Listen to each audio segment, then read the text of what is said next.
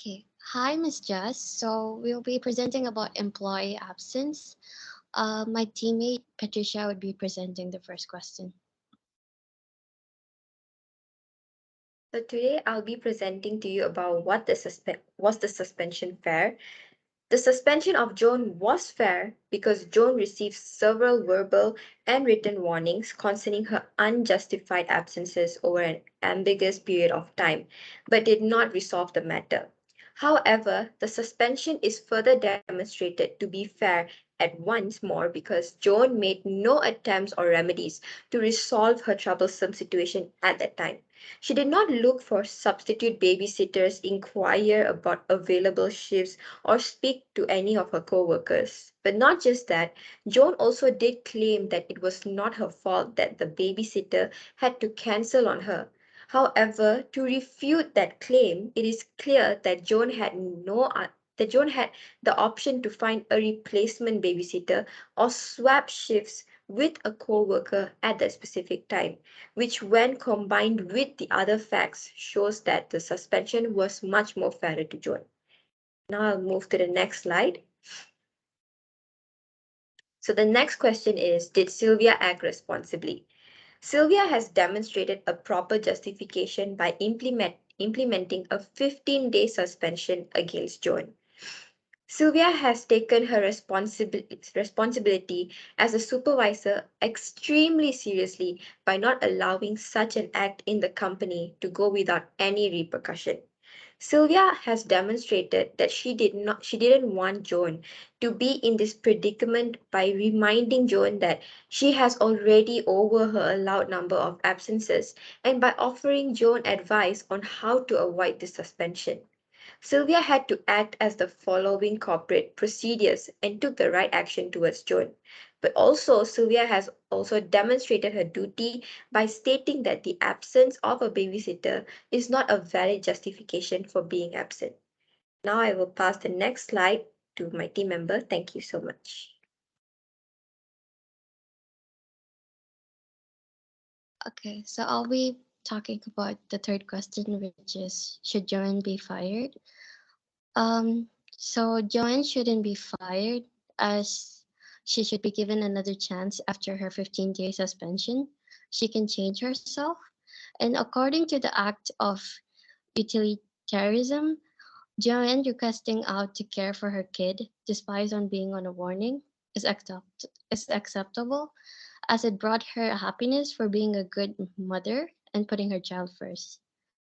And rule of utilitarianism, it's unethical as she was unhappy because it led to discipline measures. Following a warning letter, the employee's approach of disciplining the staff again. So, and then there's the viewpoint of humanist theory, which is beneficial or undesirable if it serves to improve knowledge, wisdom, or self control. Joanne's act is regarded as a positive act since she evaluated the act wisely and realized that no sitter would have been available. She chose to remain home and decided to look after her child in emergency, which is an act of responsibility. So, yeah, that's all from me. I'll be passing on.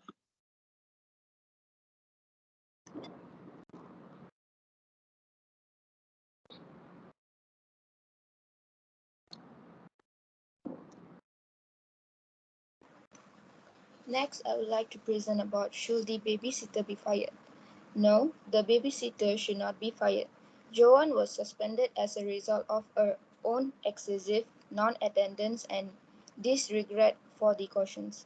But if all of Joanne's absence were caused by the babysitter, Joanne should be terminated. And it is normal nature to become unwell, but Joanne should remind the babysitter to take excellent care of herself since not only her work but also her work in the firm would be affected.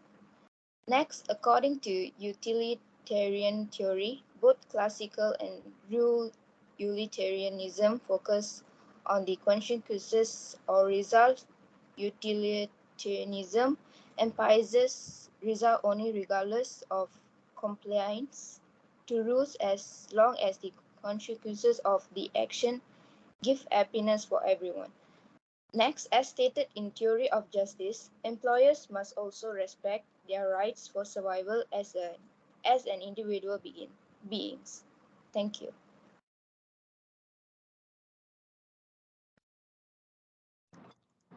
So, was Sylvia fair in her actions? If Sylvia was fair or not, she can be evaluated by applying three methods to ethical issue solving in the following manner. Firstly, the utilitarian method. Sylvia takes into the account what is the best for the business as a whole. She dismissed the issues of Joanne, the minority, in favor of making a choice that will benefit the company, the majority. The great American market has suffered losses as a result of Joanne's actions in terms of general productivity, working hours, etc. Both verbally and writing, Joanne has previously received a warning over her tardiness in order to prevent her from getting disciplinary action and causing the company to lose production. She was expected to exercise caution in refraining from taking any further additional leaves. Joanne also did nothing within her power to escape this scenario, such as maybe switching shifts and stuff. When you take a look at these factors, it's very clear that Joanne is to blame and not Sylvia. Secondly, if we apply virtual ethical reasoning to the present circumstance, Joanne's dilemma can result in a crisis. In addition to her requirement to report to work, she also has the responsibility to take care of her kid and safeguard the child's well-being. Joanne did not show up since she was unable to get another babysitter to replace the normal one. So in this instance, it's debatable. Joanne also, on the other hand, rejected possibilities for compensating for the circumstance, such as accept another shift, projecting the potential of a similar situation earlier. Ever since she was given the warning regarding absence and so on, she had already exceeded her leave limit, and as a result, Joanne is deemed at fault again, and Sylvia proceeds with suspending her as a form of punishment under the Great American Market Rules and Regulations. Finally, the negative or positive analysis approach. Joanne's rights as a person have not been violated by Sylvia. She had been warned previously about her absence, which was delivered both in writing and vocally. She may have organized the babysitting ahead of time. In addition, she had one more option for compensating for the circumstance, which was to swap shifts with another co-worker. She didn't do either of them. As a result, her supervisor's judgment is correct and valid. Thank you. I'll pass to the next presenter.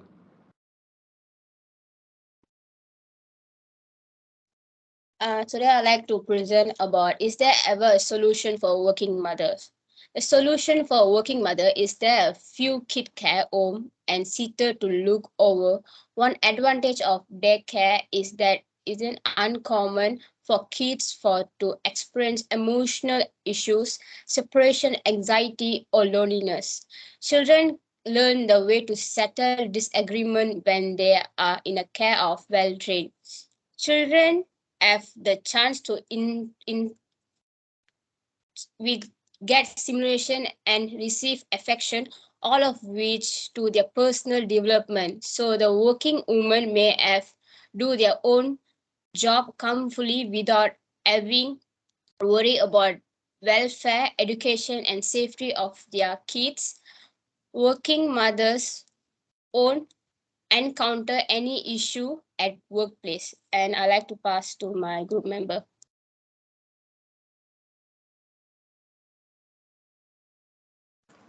Next is, should working fathers take turns staying home? Yes, it's worth noting that some stay-at-home dad working time or full-time or rotate stay-at-home obligations with their partner during the week.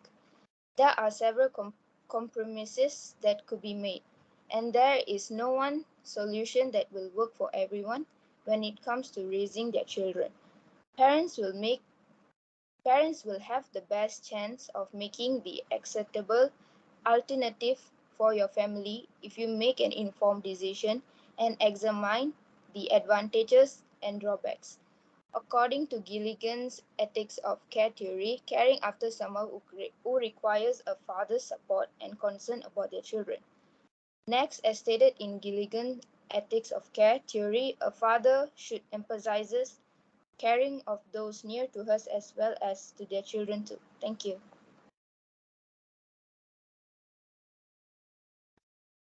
That's all from us. Thank you.